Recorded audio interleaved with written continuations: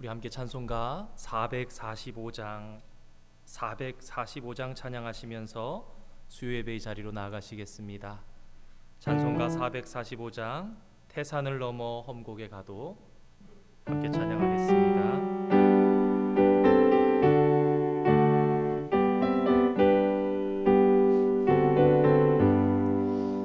태산을 넘어 험곡에 가도 빛 가운데로 걸어가면 주께서 항상 지키시기로 약속한 말씀 변치 않네.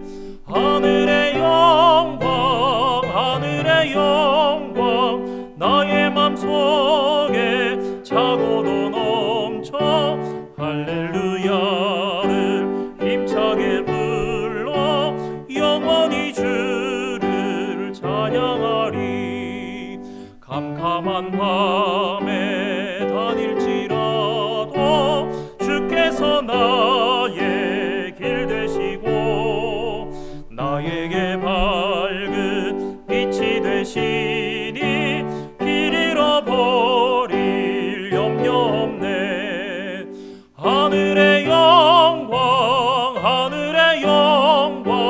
나의 맘속에 차고도 넘쳐 할렐루야를 힘차게 불러 영원히 주를 찬양하리. 광명한 그 빛 마음에 받아 찬란한 천국 바라보고 할렐루야를 힘차게 불러 날마다 빛에 걸어가리. 하늘의 영광 나의 맘속에 차고도 넘쳐 할렐루야를 힘차게 불러 영원히 주를 찬양하리. 아멘. 이 시간 우리를 대표해서 김희성 집사님 나오셔서 기도 인도해 주시겠습니다.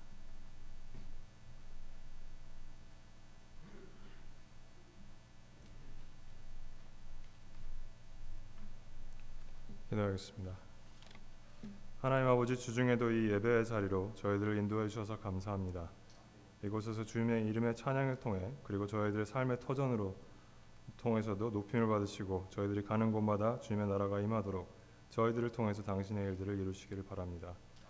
오늘 이 예배의 자리에서 저희들의 영의 양식을 풍성히 채워주시길 원합니다. 찬양뿐만 아니라 주님의 말씀이 선포되어 저희들이 성장하고 변화되어 더욱 하나님 나라의 백성답게 이 땅에서 살아갈 수 있게 도우시기를 원합니다.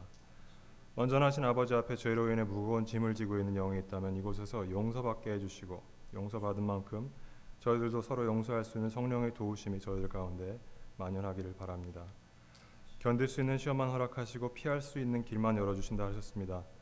저희들로 하여금 하루하루 오직 당신의 길을 선택하도록 도와주시고 주님께서 귀히 여기시는 것을 귀하게 여길 수 있도록 가르쳐 주시기를 원합니다. 악한 것에는 미련하게 하시고 주의 나라를 향한 지혜는 계속해서 저희들에게 더하여 주시기를 원합니다. 저희가 또한 주님 앞에 구하는 모든 것들이 하나님 나라에 속한 것들이 되게 하시고 이 예배의 시간 동안 모든 것들이 예수 그리스도에 속한 것들로 채워지기를 원합니다. 감사드리며 예수 그리스도 이름으로 기도드렸습니다. 아멘.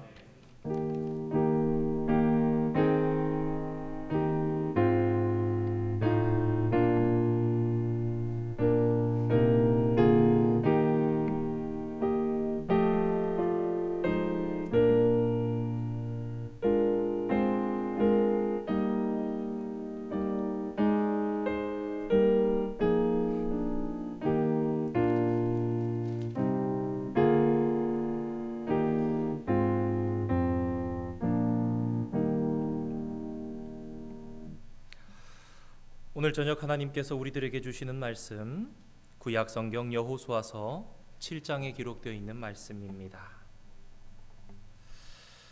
여호수아 7장 1절에서부터 26절까지 기록되어 있는 말씀, 우리 여호수아 7장 전체의 말씀을 함께 받기를 원합니다.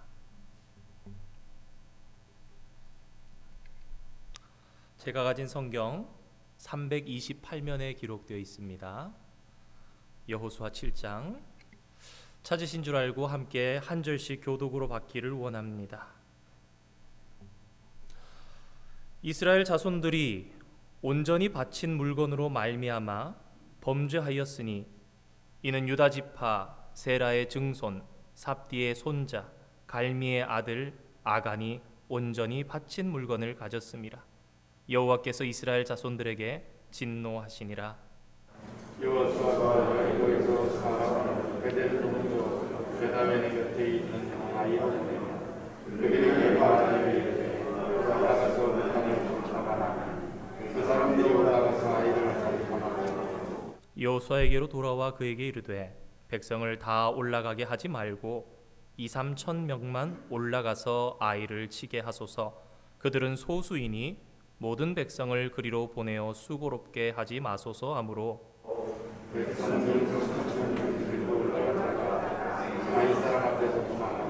아이 사람이 그들을 36명쯤 쳐 죽이고 성문 앞에서부터 스바림까지 쫓아가 내려가는 비탈에서 쳤으므로 백성의 마음이 녹아 물같이 된지라.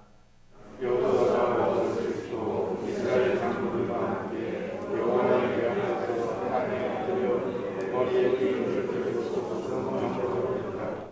이르되 슬프도소이다. 주 여호와여, 어찌하여 이 백성을 인도하여 요단을 건너게 하시고 우리를 아모리 사람의 손에 넘겨 멸망시키려 하셨나이까? 우리가 요단 저쪽을 만족하게 여겨 거주하였다면 좋을 뻔하였나이다.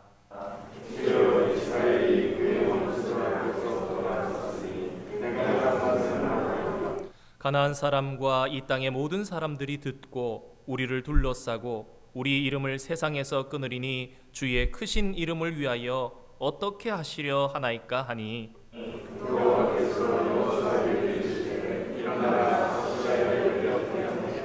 이스라엘이 범죄하여 내가 그들에게 명령한 나의 언약을 어겼으며 또한 그들이 온전히 바친 물건을 가져가고 도둑질하며 속이고 그것을 그들의 물건들 가운데에 두었느니라.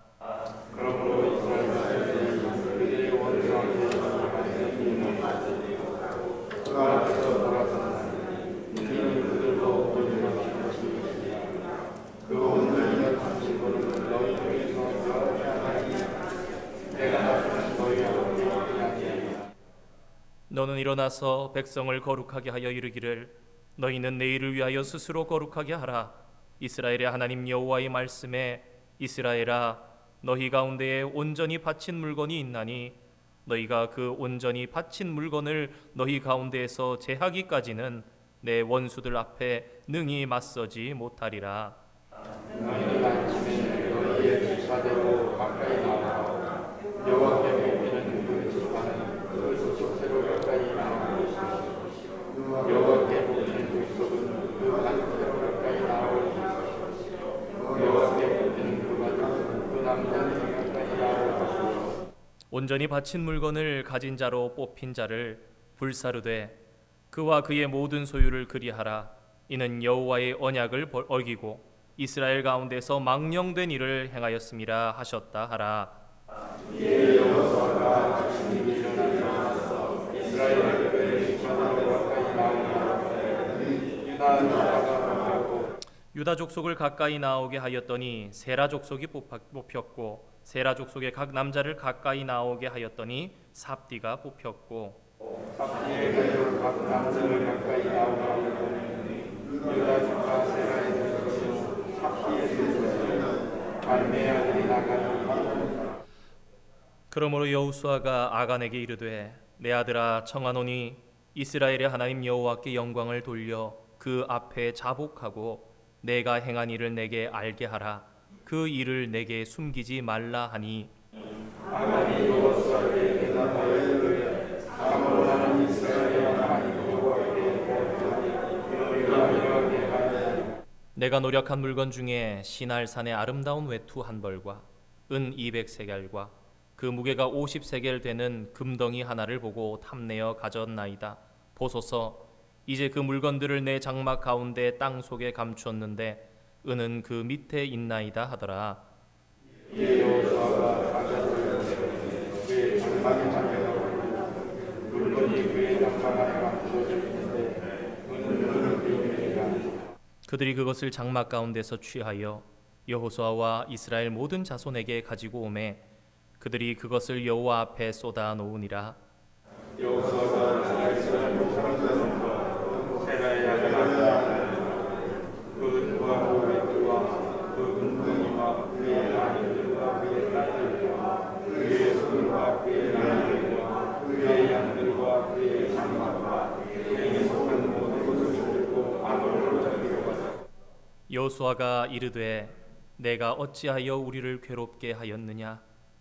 여호와께서 오늘 너를 괴롭게 하시리라 하니 온 이스라엘이 그를 돌로 치고 물건들도 돌로 치고 불사르고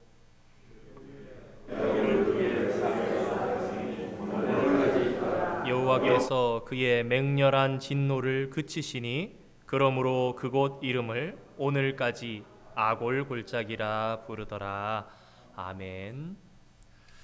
하나님을 사랑하는 마음으로 또 수요 예배에 힘써 주시는 우리 성도님들 진심으로 감사드리고 또 하나님의 한없는 은총이 이 시간도 함께하며 우리를 인도하시기를 원합니다. 저는 시골에서 태어났습니다. 부모님의 목회지를 따라서 어린 시절에는 이사를 그래도 더러 많이 다녔던 것 같습니다. 이 지방 저 지방에 다니면서 가끔 때로는 지방의 도시들에도 살면서 그러니까 촌놈이었죠. 근데 제 친척 중에 몇 분이 서울에 계셨거든요. 그래서 서울에 사시니까 이따금씩 큰 명절을 한 번씩 만나면 한 번씩 서울을 방문하는 일이 있었습니다. 지방에만 살다가 서울에서 살아본 경험이 한 번도 없으니까 가끔 한 번씩 한 몇 년에 한 번씩 방문하는 이 서울은 정말 낯선 곳이었습니다. 아니 정말 완전히 다른 세상과 같은 곳이었죠. 당시의 기억을 더듬어 보면 택시 타려면 줄을 서는데 아마 여기서부터 우리 교회 문 현관 나가는 데까지보다 넘게 서야 됐던 그런 기억들. 한 번은 그 비싼 택시를 탄다고 기다리는데 1시간을 넘게 기다렸던 그런 적도 있었습니다. 나중에 서울 살면서 알았죠. 그게 서울의 모든 곳이 다 그런 것이 아니라는 거.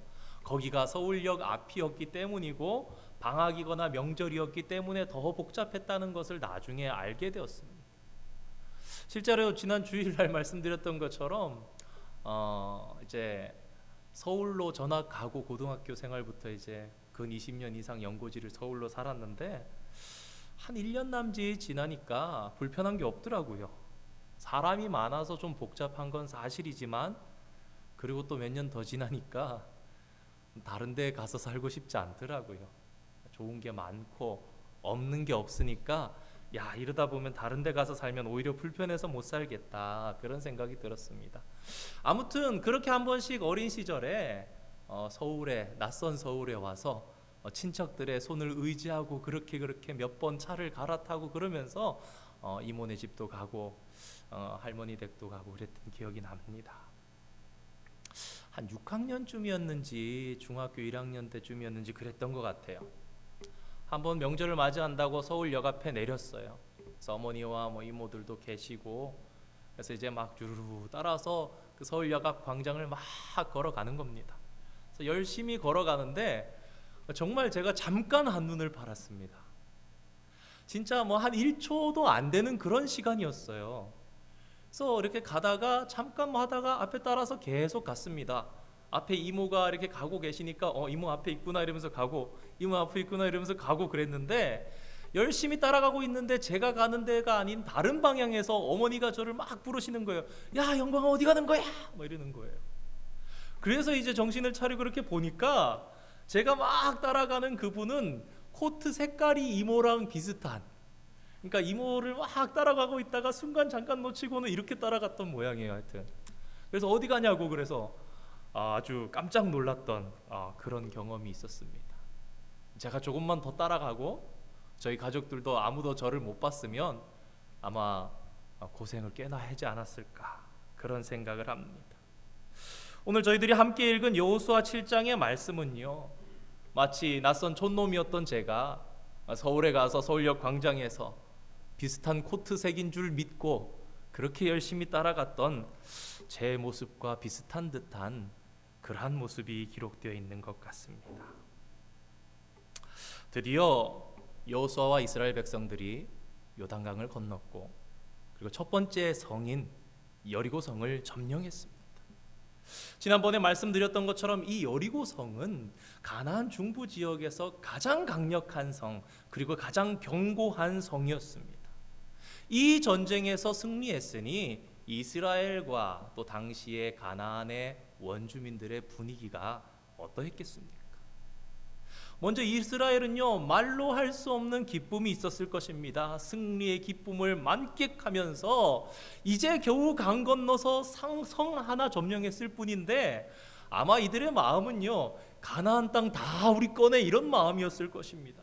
이 승리로 끝난 것처럼 아직 정복하지도 않았고 한 개밖에 점령하지 않았지만 이렇게 싸워서 다 이길 수 있겠다, 이제 다 우리 땅이다, 하나님께서 약속하셨다, 그런 마음을 가지고 기쁨 가운데 있었을 것입니다. 반대로 가나안의 원주민들 어떠했을까요? 아마 그들의 생각 속에, 상상 속에 있는 이스라엘 백성들은요, 정말 말도 안 되는 전투 민족인 것 같은 그런 생각을 하지 않았을까 생각해 봅니다. 아니 도대체 어떤 민족들이길래 그 민족은 그렇게 먼 길을 돌고 돌아서 와서는 그 강력하고 견고한 여리고성을 무너뜨렸지? 아니 무슨 진짜 전투에 능한 사람들만 모여있는, 아니 마치 괴물 같은 사람들만 있는 그런 집단인가? 그런 상상을 해보지 않았을까?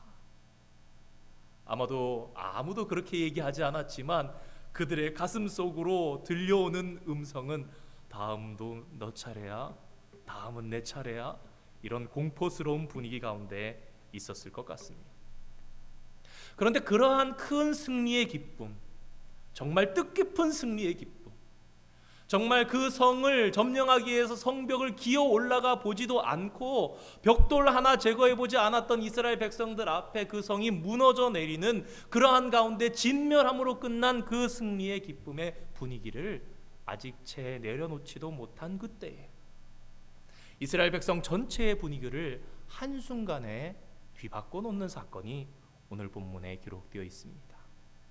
바로 아이성의 패배였습니다. 1절의 말씀입니다. 이스라엘 자손들이 온전히 바친 물건으로 말미암아 범죄하였으니 이는 유다 지파 세라의 증손 삽디의 손자 갈미의 아들 아간이 온전히 바친 물건을 가졌음이라 여호와께서 이스라엘 자손들에게 진노하시니라. 여호수아 7장은 말씀을 시작하면서부터요, 이 아이성 전쟁의 실패의 원인이 되는 아간이 범죄했다는 그 사실, 그리고 하나님께서 이것 때문에 진노하셨음에 대해서 간략하게 요약한 후에 아이성 전투가 어떻게 진행되었고 어떻게 패배했는지 그 모습을 그리고 있습니다. 그런데 성경의 말씀을 잘 살펴보면요, 이 아간이라는 한 사람의 범죄 외에 특별히 잘못한 것이 없는 듯 보입니다. 한번 보시기 바랍니다. 여호수아와 이스라엘 백성들은요, 그 이전의 성 여리고성을 정탐했던 것처럼 마찬가지로 아이성이 눈에 보이기에도 작았지만 똑같이 아이성을 향해서도 정탐꾼을 보냅니다. 그 성을 어떻게 점령하면 좋을지, 그 성의 규모는 어떻게 되는지, 그 성의 문은 어떻게 생겼는지, 거기에 이렇게 물이 흐르는 곳이 있는지, 그러면서 준비를 했습니다. 아마 여호수아의 성실함을 볼 때에 여호수아도 정말 빈틈없이 이 성의 전투를 위해서 준비했을 것입니다. 정탐을 마친 자들이 돌아오자 리더들과 함께 전략을 짜면서 지혜를 짜내려고 애를 썼을 것입니다. 그리고 그 결과가 이번 성은 규모가 작으니까 다 올라가서 힘들게 할 필요 없이 한 2-3천 명만 올라가도 충분할 것 같습니다. 여호수아는 2-3천이라 그러는데도 충분한 숫자를 하기 위해서 아마도 3천 명 정도 해가지고 올라갔던 것 같습니다. 그런데 전쟁을 시작하자마자 성문 앞에서부터 시작해서 말도 되지 않게 밀리면서 죽어 나오는 사람들이 생기기 시작합니다. 한 번도 경험하지 못했던 이런 일 가운데 이스라엘 백성들은 자기 눈앞에 사람이 죽는 것을 보면서 도망가기 시작하는데, 이 3,000명이 도망해서 스바림이라는 곳까지 달려 내려가면서 죽임을 당하고 도망치느라고 정신이 없었습니다. 오늘 이스라엘 백성들 중에요, 아이성의 전쟁을 하면서 실패할 것이라고 생각했던 사람은 단 한 명도 아마 없었을 것입니다. 예상과 달리 전사자만 내주면서 패주가 되자 아마 이스라엘 백성들은 경악했을 것입니다. 그리고 무엇보다 낙담했던 사람은 아마도 여호수아였을 것입니다. 그들은 전쟁을 하면서 첫 번째 무엇을 깨달았는가? 가나안 백성들을 다 쫓아내시겠다고 약속하셨던 그 하나님의 약속이 중단된 것을 느꼈을 것입니다. 그리고 두 번째, 이전 전쟁들과 같이 하나님께서 여전히 돕고 계신다고 생각했는데 그 하나님의 능력이 사라졌다라는 것을 깨닫고 정말로 자신들 눈앞에서 일어나는 이 사건에 대해서 눈을 의심할 정도로 이상히 여길 수밖에 없었고 슬픔 가운데 빠질 수밖에 없었습니다. 요단강을 건널 때에 하나님께서 주셨던, 이스라엘 백성들에게 주셨던 약속이 있습니다. 제가 여호수아 3장 10절의 말씀을 제가 한번 읽어보겠습니다. 살아계신 하나님이 너희 가운데 계시사 가나안 족속과 헷 족속과 히위 족속과 브리스 족속과 기르가스 족속과 아모리 족속과 여부스 족속을 너희 앞에서 반드시 쫓아내실 줄을 이것으로 너희가 알리라. 요단강이 갈라짐을 통해서 내가 반드시 쫓아낼 것을 너희가 알 것이다 그랬고, 이 사건은 가나안의 원주민뿐만 아니라 이스라엘 백성들의 그들의 눈에도 너무나 큰 사건이었고 예표였던 거예요. 그런데 오늘 아이성의 전투에 실패하고 나니까 놀랄 수밖에 없는 것입니다. 아니, 강이 갈라지지 않았습니까 하나님? 함께 하신다 그러지 않으셨습니까 하나님? 반드시 이길 것이라 그러지 않으셨습니까 하나님? 이러한 놀람은요, 여호수아의 기도를 통해서도 알 수 있습니다. 그런데 여호수아는요, 아이성의 세력에 대해서 과소평가했던 정탐꾼들을 책망하지 않았습니다. 여러분, 한번 오늘 본문의 사건을 한번 잘 보시기 바랍니다. 이것은요, 어떻게 생각하면 너희 정탐꾼들 왜 이렇게 했냐, 제대로 된 보고를 해서 우리가 한 10,000명이 올라가든가 20,000명이 올라가든가 50,000명이 올라갔으면 이런 일이 없었을 것 아니냐, 이게 일반적으로 보일 수 있는 그러한 반응인데 여호수아는 그렇게 하지 않습니다. 오히려 그와 반대로 이러한 면모를 생각합니다. 과연 우리 백성들 가운데 어떠한 죄악이 있기에 우리가 오늘 이러한가? 그러니까 여호수아의 관심은요, 인간적인 문제가 아니라 대신적인 문제, 그러니까 신앙의 문제, 하나님과의 관계의 문제에서부터 점검하면서 나갔다라는 것입니다. 이것을 보면 이 여호수아가 얼마나 하나님의 일에 깊은 관심을 가지고 살아가는 참 신앙인이었는가. 사랑하는 성도 여러분, 저와 여러분이 하나님의 백성이라면요, 저희의 삶의 관심이 하나님의 일에 있어야 하는 것입니다. 여호수아와 같이 늘 하나님의 일에 관심을 두고 살아가시는 모든 성도님들 되시기를 주님의 이름으로 축원드립니다. 이러한 여호수아의 기도는 하나님의 마음을 움직였고, 하나님께서는 다시금 긍휼의 마음으로 이스라엘 백성들을 바라보기 시작합니다.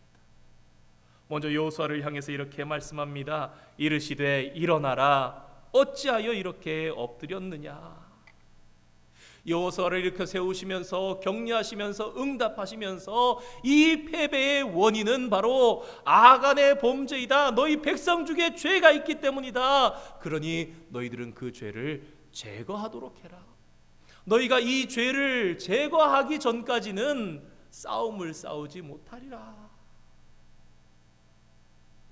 여호수아 7장의 말씀을 이해하는데 조금 어렵더라도 어느 정도는 반드시 이해하고 넘어가야 하는 부분이 있습니다. 그것은 바로 한 개인 아간이라는 이 한 사람의 죄로 보이는 이 죄에 대해서 왜 하나님께서는 이스라엘 전체의 죄로 말씀하시면서 그 책임을 물으시냐, 이것을 먼저 이해해야 합니다. 가장 먼저 생각해 볼 것은요, 이 아간이 범죄한 이 아간의 죄의 성격입니다. 하나님께서는 단순한 범죄를 다루시면서 개인의 죄에 대해서 공동의 책임을 물으셨던 것이 아닙니다. 우리가 여호수아 6장의 부분을 반드시 살펴봐야 할 부분이 있는데요, 여호수아 6장 18절과 19절의 말씀을 제가 한번 읽어보겠습니다. 너희는 온전히 바치고 그 바친 것 중에서 어떤 것이든지 취하여 너희가 이스라엘 진영으로 바치는 것이 되게 하여 고통을 당하게 되지 아니하도록 오직 너희는 그 바친 물건에 손대지 말라. 은금과 동철 기구들은 다 여호와께 구별될 것이니 그것을 여호와의 곳간에 드릴지니라 하니라. 그러니까 온전히 바쳐야 되는데 그것 중에서 어떤 것을 취한다면 이스라엘 진영으로 바치게, 대신 바치게 한다라는 것입니다. 그러니까 너희들이 만약에 이것이 하나님의 것인데 하나님의 것을 하나님께 마땅히 드리지 아니하고 너희가 그것을 취한다면 너희로 대신하겠다는 겁니다. 고통을 당하게 되지 아니하도록 해라. 전리품의 일부를 챙겼습니다. 이것을 일반적인 관점에서 본다면요, 세상사에서는 흔히 있을 수 있는 일입니다. 그건 뭐 조금 챙겼다면, 아니 뭐 100분의 1, 1000분의 1, 10,000분의 1 정도밖에 안 되는 거면요, 그냥 뭐 경죄로 이렇게 전쟁 상황 가운데 넘어갈 수도 있습니다. 그런데 오늘 본문의 이 아간의 범죄는요, 그러한 문제에서 다가갈 범죄가 아님을 우리는 생각해야 합니다. 첫 번째로 이 아간의 범죄는 하나님의 약속을 짓밟는 범죄였습니다. 여리고성 전투에서 전리품을 취해서 안 된다는 것은 하나님의 명령이고 약속이었지요. 그것을 아간은 분명히 알았습니다. 알매도 불구하고 무시하고 그것을 훔쳤습니다. 그 결과 하나님과 이스라엘 백성 사이에 맺었던 이 거룩하고 엄숙한 약속이, 언약이 파기가 된 거예요.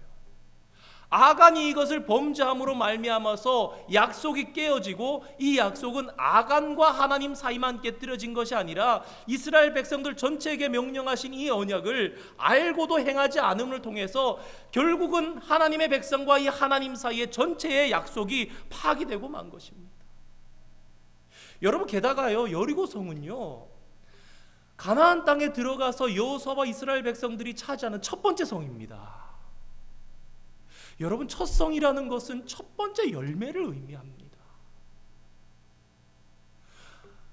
구약 출애굽기는요, 출애굽한 이스라엘 백성들에게 처음부터 가르칩니다. 초태생법에 대해서 13장에서부터 가르칩니다. 야, 첫 번째 것은 내 것이. 13장 14장에 출애굽하자마자부터 가르치신 거, 너희들 애굽의 장자들 다 죽었던 것 같이 너희도 죽었어야 했는데 내가 살려준 거야. 첫 열매 내 것이다. 첫 번째 건 내 것이다. 내 것이란다. 하나님께서 욕심쟁이셔서 그런 게 아니라 하나님 앞에 사람이 마땅히 살아가야 할 법을 가르치시면서 하나님의 것을 하나님께 먼저 영광을 올려드리고 모든 것이 하나님의 것이지만 그 은혜로 너희들이 누리는 것임을 알고 살아가라는 것이지요. 그런데 성경에 보면 심지어 재물에 대해서도 10개 중에 하나님 것 딱 정해지면 바꾸지 말라 그러지 않았습니까? 그럼에도 불구하고 아간은 범죄했던 것입니다. 어떤 사람들은 하나님께서 이런 언약 안 하셨으면 되지 않아요? 아니, 하나님 다 아셨을 텐데 이런 거 안 하셨으면은 벌받지 아니했을 것 아닌가? 하나님께서 인간이 벌받게 하시려고 이런 것 알려주시는 것입니까? 여러분, 어떨 것 같습니까? 오히려 그 반대 아닙니까? 하나님께서는 하나님이시기 때문에 범죄할 것을 미리 아시고 심지어 알려주기까지 하신 거예요. 야, 너희들 절대 취하면 안 돼. 그러니까 너희는 너희의 자유를 가지고 그 죄를 다스릴 줄 알아야 돼. 가인과 아벨, 가인에게 말씀하시잖아요. 그러나 너는 죄를 다스릴지니라. 문 앞에 엎드러질지라도 너는 죄를 다스릴지니라. 그것이 하나님께서 해주실 수 있는, 보호해 주시고 좋은 것 주시려고 애쓰는 부분.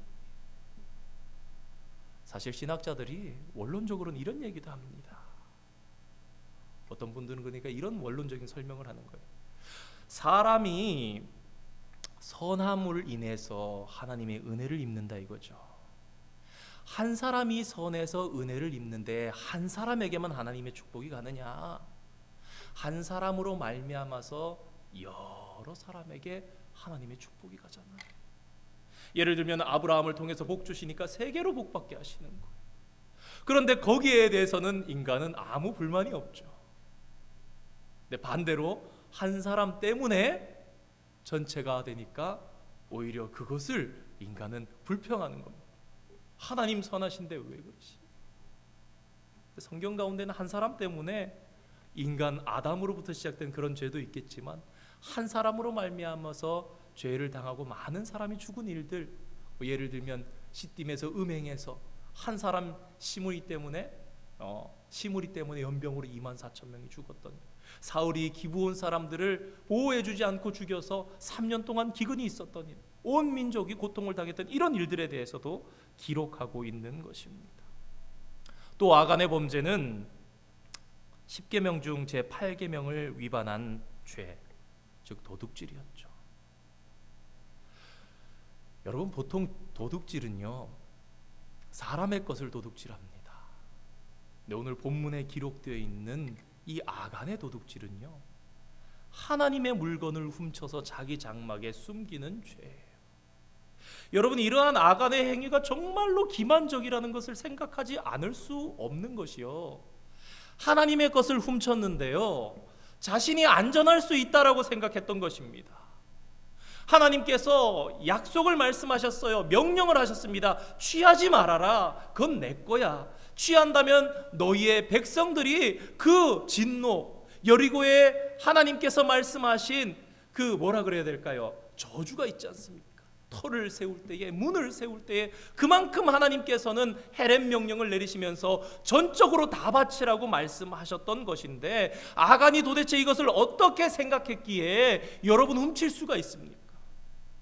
저는 그렇게 생각합니다. 아간은요 훔치고 안 걸릴 것이라고 생각했을 것입니다. 그렇게 생각하지 않고서야 어떻게 그것을 훔칠 수가 있습니까? 게다가 그는 끝까지 뻔뻔하면서 이기적인 모습을 보입니다. 여호수아와 이스라엘 백성들을 돕는 하나님의 은혜에 따라서 제비 뽑기가 시작됩니다. 먼저 지파별로 나옵니다. 가족별로 나옵니다. 남자들이 나옵니다. 범위가 점점 좁혀져 가지 않습니까? 우리가 그냥 읽으면 알 수 없지만요 사실은 이 제비 뽑아서 하나님께서 그 사람을 알게 하셨다는 것이 아간에게는요 은혜였고요 기회의 시간이었습니다. 하나님께서 능력이 없으셔서 아간이야 라고 한 번에 밝힐 수 없으십니까?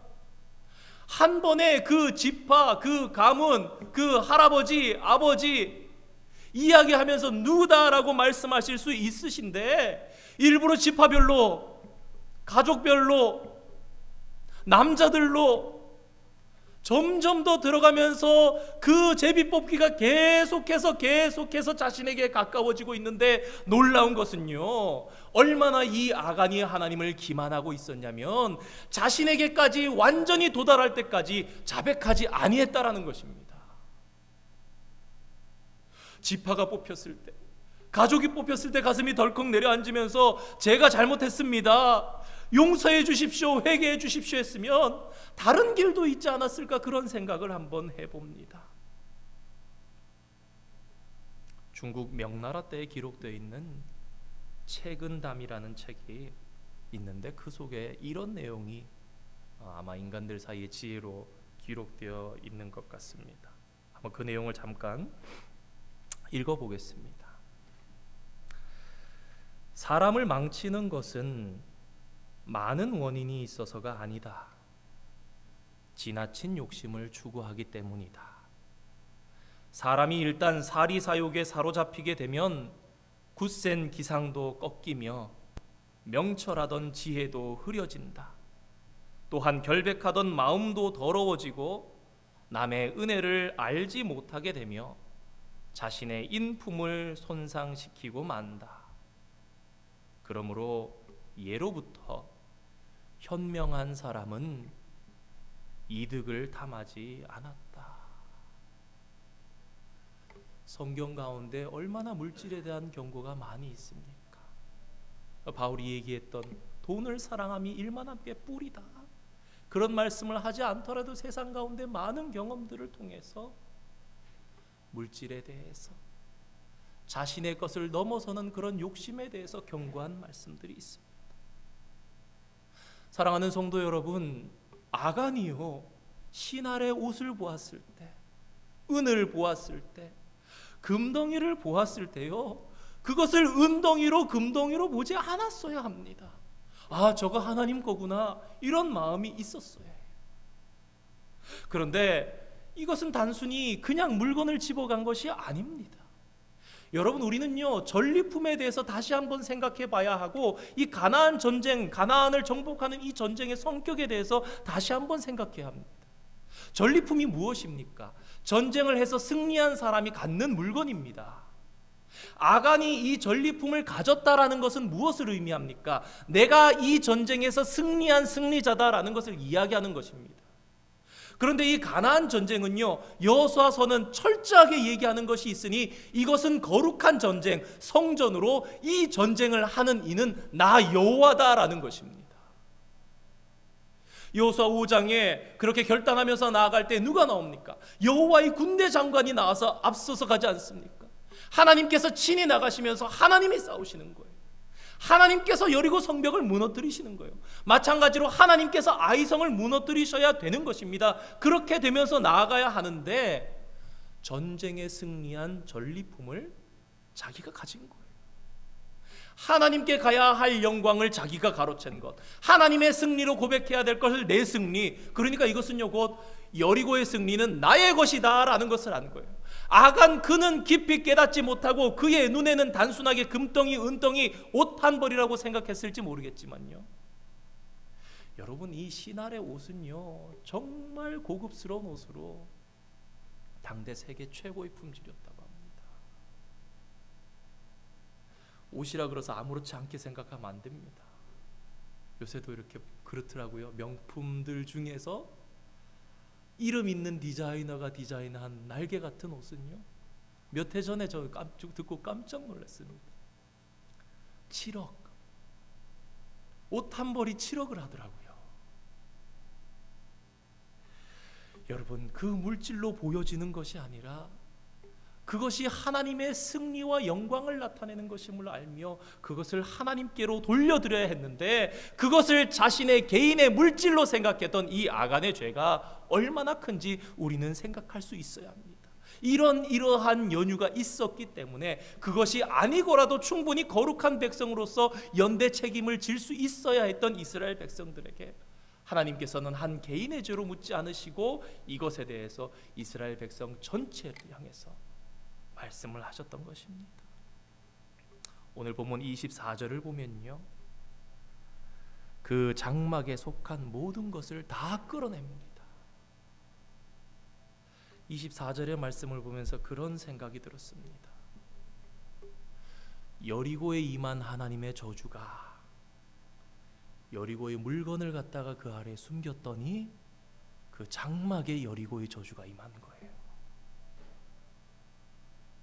하나님께 올려드렸으면 하나님의 곳간에 영광스러운 승리의 상징이었지만 하나님의 것을 하나님께 드리지 않고 내 것으로 내가 이용하려고 얄팍한 생각과 기만으로 하나님을 속일 수 있다는 생각으로 그랬더니 그 저주가 그 장막에 임해서 그 장막이 망하는,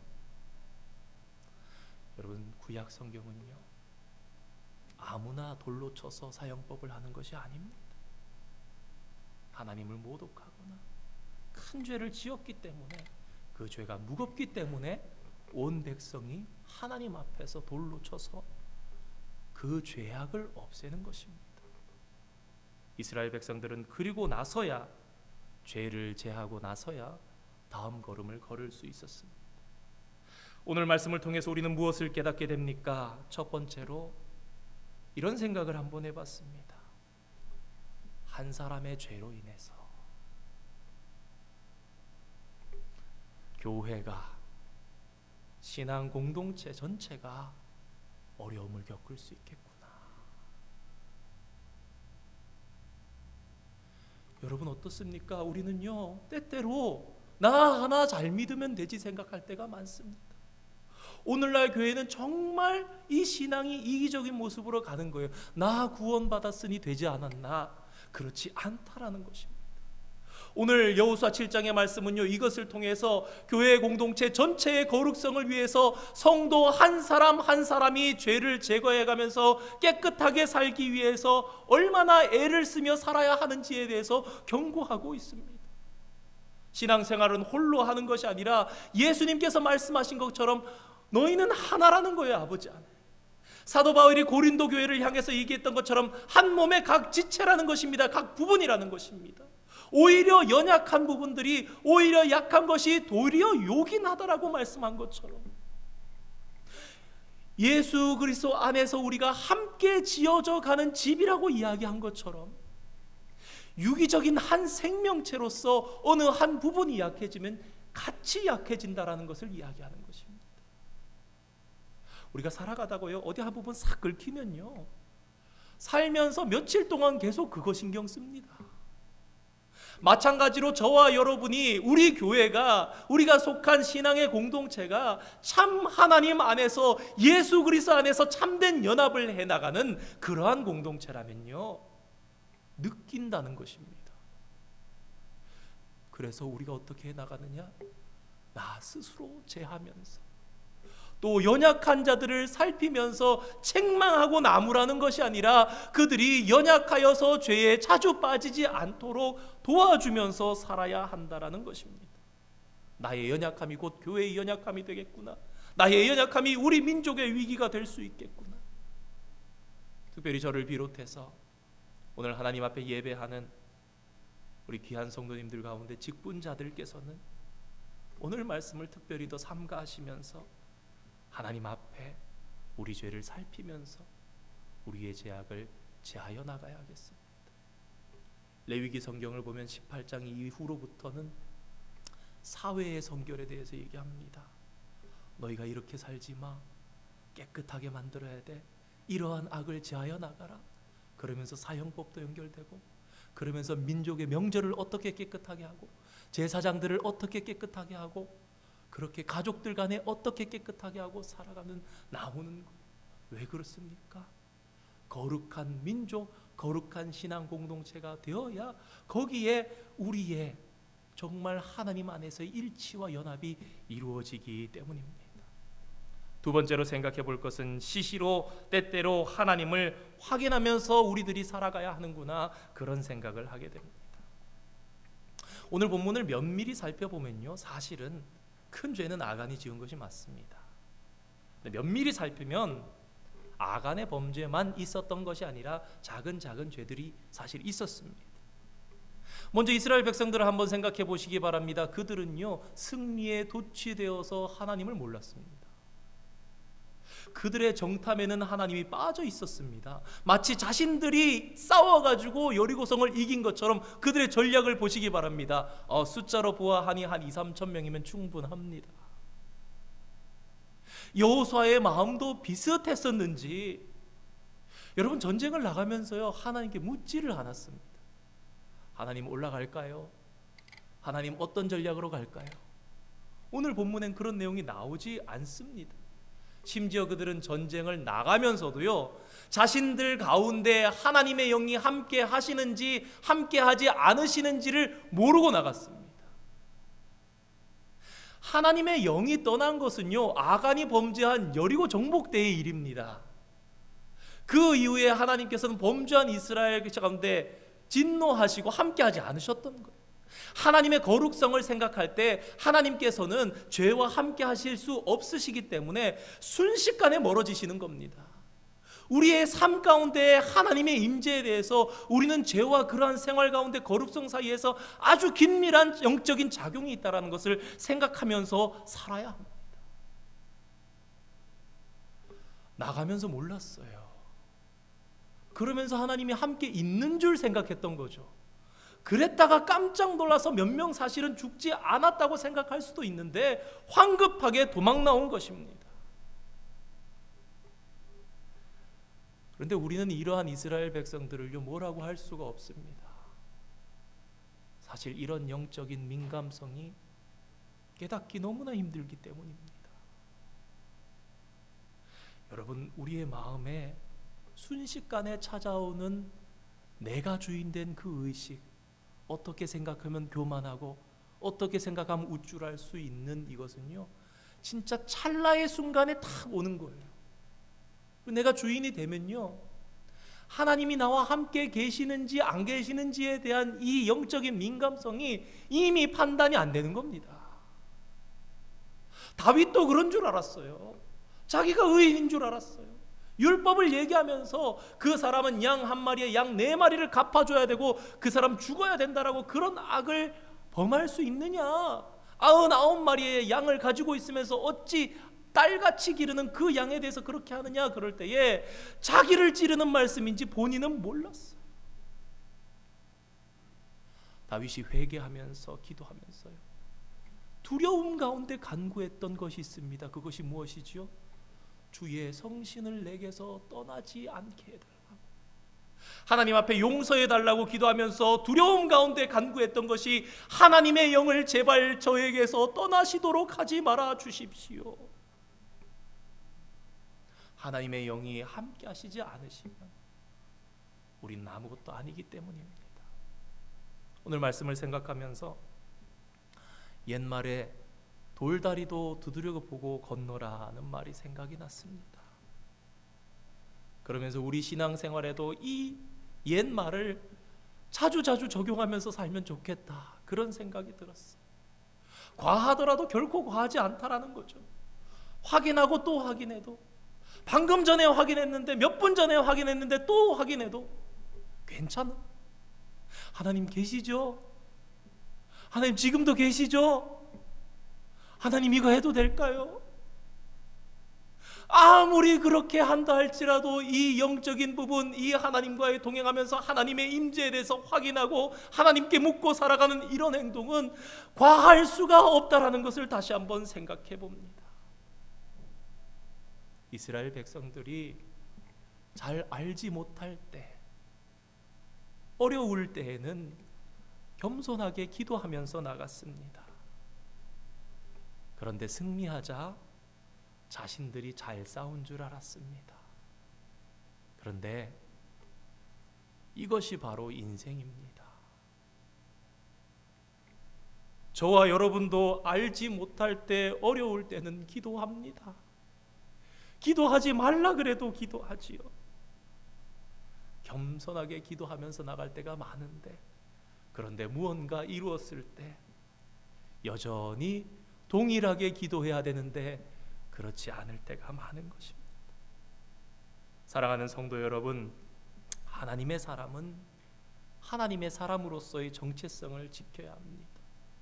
그 정체성을 지키는 가운데 나라와 민족을 위해, 교회를 위해 하나님 앞에 겸비하면서 그렇게 나아가는 것입니다.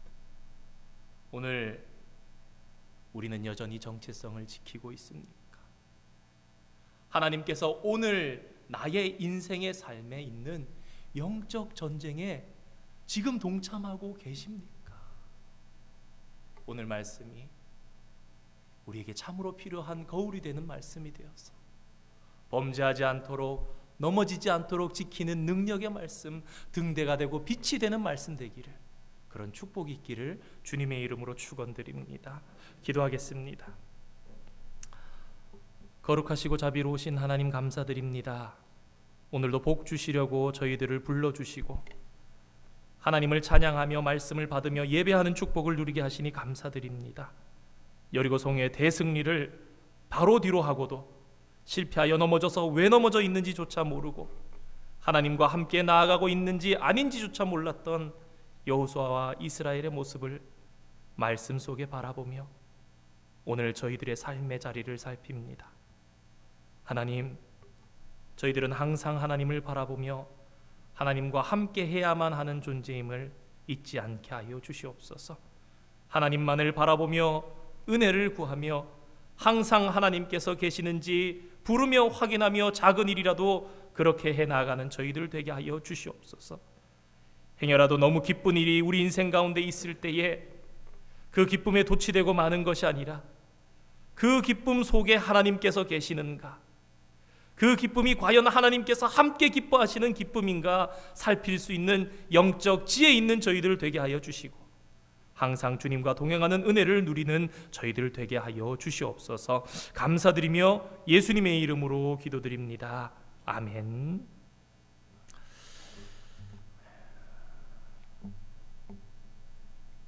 우리 찬송가 342장 찬양하시겠습니다. 342장 너 시험을 당해 죄 짓지 말고 함께 고백하시겠습니다.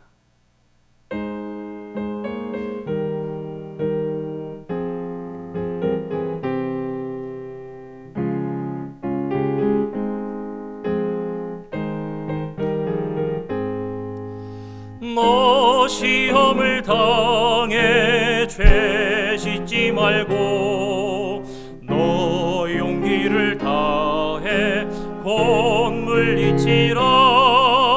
너 시험을 이겨 새 힘을 얻고 주 예수를 믿어 늘 승리하라. 우리 구주의 힘과 그의 위로를 빌라. 주님 내 편에 서서 항상 도우시리. 내 친구를 삼가 잘 선택하고 너행을 삼가 늘 조심하라. 너 열심을 다해 늘 충성하고 온 정성을 다해 주 봉사하라. 우리 구주의 힘과 그의 위로를 빌라. 주님 내 편에 서서 항상 도우시리. 잘 이기는 자는 상 받으리니 너 낙심치 말고 늘 전진하라. 내 구세주 예수 힘 주시리니 주 예수를 믿어 늘 승리하라. 우리 구주의 힘과 그의 위로를 빌라. 주님 내 편에 서서 우리 후렴 다시 한번 합니다. 우리 구주의 힘과 우리 구주의 힘과 그의 위로를 빌라. 주님 내 편에 서서 항상 다시 한번 고백합니다. 우리 구주의 힘과 그의 위로를 빌라. 주님 내 편에 서서 항상 도우시리. 아멘. 우리 어려운 중에도 또 예배의 자리를 지켜주시고 또 예배의 순서 맡으신 부분들, 또 힘들고 어려운 부분이 있으시지만 그래도 애써서 또 맡으신 바를 열심히 감당해 주셔서 감사드립니다. 우리 잠시라도 몇 가지 기도 제목 가지고 기도하고 돌아갔으면 좋겠습니다. 먼저 오늘 말씀 나눈 것처럼 그리스도 안에서 한 생명체가 되어서 서로를 살피며 죄를 멀리하는 그런 교회, 항상 하나님의 임재를 살피면서 구하는 교회 되게 해주시옵소서. 시작된 아이들의 학교 생활 여전히 좀 이렇게 확실하게 정해지지 않은 그런 부분들이 있는 것 같습니다. 반반씩 나누어서 학교를 가고 다음 주부터 시작한다고 하지만 어떻게 또 진행될지 저희들이 알지 못하는 가운데 있습니다. 아이들의 학교 생활 가운데 하나님께서 도우시고 또 여전히 하나님의 축복의 손길 가운데 우리 자녀들이 살아감을 인정하면서 주님께서 우리의 자녀들을 길러주시고 인도해 주시옵소서 기도하는 저희들 되었으면 좋겠습니다. 우리 오늘 또 수술하신 성도님 잘 회복할 수 있도록, 우리 이덕일 집사님 눈 수술하셨는데 잘 회복할 수 있도록 기도해 주시고, 교회 모든 구역과 기관들 지켜주시고, 또 코로나 가운데에 하나님의 뜻, 하나님의 정말 그 신실하신 계획하심이 여전히 우리를 인도해 감을 믿으면서 나갈 수 있는 믿음의 교회 되게 해달라고, 또 하나님께서 세상 가운데 이 고통을 하감하여 주시고 그 날들을 감하시고 이 땅을 붙잡아 주시고 치유해 주시도록 우리 이러한 제목으로 함께 잠시 기도하시고 주기도문으로 예배 마치겠습니다. 거룩하신 아버지 하나님, 주님의 은혜와 사랑을 감사드립니다. 하나님, 오늘도 저희들 수요일 예배로 저희들 저녁에 모여서 주님 앞에 엎드립니다. 하나님, 형식에 따라 수요일이니까 남들도 예배하니까 주님 앞에 왔다가 돌아가는 것이 아니라, 하나님 정말 저희들이 주님이 필요해서 오늘 다시금 점검해야 하고 주님의 말씀으로 살아야 하겠기에, 기도로 살아야 하겠기에, 주님을 마땅히 찬양해야 하겠기에 저희들이 모인 자리, 이 자리를 통해서 하나님께서 강복하시고 아버지 하나님의 영광이 나타나는 그런 시간 될 수 있도록 하나님, 우리의 예배 가운데 주님 간섭하여 주시고 역사하여 주시옵소서. 주님의 귀한 말씀을 받습니다. 한 성령 안에서, 그리스도 안에서 한 생명체가 되어서 서로 정말로 유기체로서 살아가면서 살피며 죄를 멀리하며 재해갈 수 있는 우리 교회 되게 하여 주시옵소서. 항상 하나님의 임재를 살피면서 하나님께서 우리 곁에 계시는지 계시지 않는지 철저하게 살피는 가운데, 과하게 살피는 가운데 실수하지 않는 하나님의 백성으로서 정체성을 잃지 않고 살아가는 저희들 되기를 소망합니다. 하나님, 우리를 붙잡아 주시옵소서. 주여, 저희 자녀들을 아버지 하나님이시여 간섭해 주시고 그 생활 가운데 주님 인도하여 주시옵소서. 살아보지 못한 아버지 하나님이 이때를 살아가는 이때에 아버지 하나님, 저희 자녀들이 여전히 주님의 축복 속에, 여전히 주님의 인도하심 손길 속에 살아감을 고백합니다. 하나님, 이 시간들 가운데도 길러주시고 자녀들의 아버지 무엇보다 아버지 하나님 신앙 가운데서 자라가게 하여 주시고 세상 가운데 부족함이 없게 하나님께서 채워주시고 주님 간섭하시고 인도하여 주시옵소서. 오늘 수술을 마친 우리 집사님, 아버지 하나님 또한 연약한 가운데 치료의 과정 가운데 있는 우리 모든 지체들 아버지 하나님이시여 붙잡아 주시고 교회의 모든 구역과 기관과 아버지 하나님이시여 모든 모임들을 지켜주시사 은혜를 누릴 수 있도록 인도해 주시며, 무엇보다 아직까지도 아버지 하나님이시여 언제 마칠지 알지 못하는 이 코로나의 상황 가운데 부르짖는 아버지 하나님, 세계의 모든 백성들을 하나님께서 불쌍히 여겨주시고 아버지 하나님의 신실하신 뜻을 믿으면서 여전히 이 땅 가운데 소망을 심으며 살아가는 주의 백성들 다 될 수 있도록 주님 축복하여 주시고 인도하여 주시옵소서. 하늘에 계신 우리 아버지, 아버지의 이름을 거룩하게 하시며 아버지의 나라가 오게 하시며 아버지의 뜻이 하늘에서와 같이 땅에서도 이루어지게 하소서. 오늘 우리에게 일용할 양식을 주시고 우리가 우리에게 잘못한 사람을 용서하여 준 것 같이 우리 죄를 용서하여 주시고 우리를 시험에 빠지지 않게 하시고 악에서 구하소서. 나라와 권능과 영광이 영원히 아버지의 것입니다. 아멘.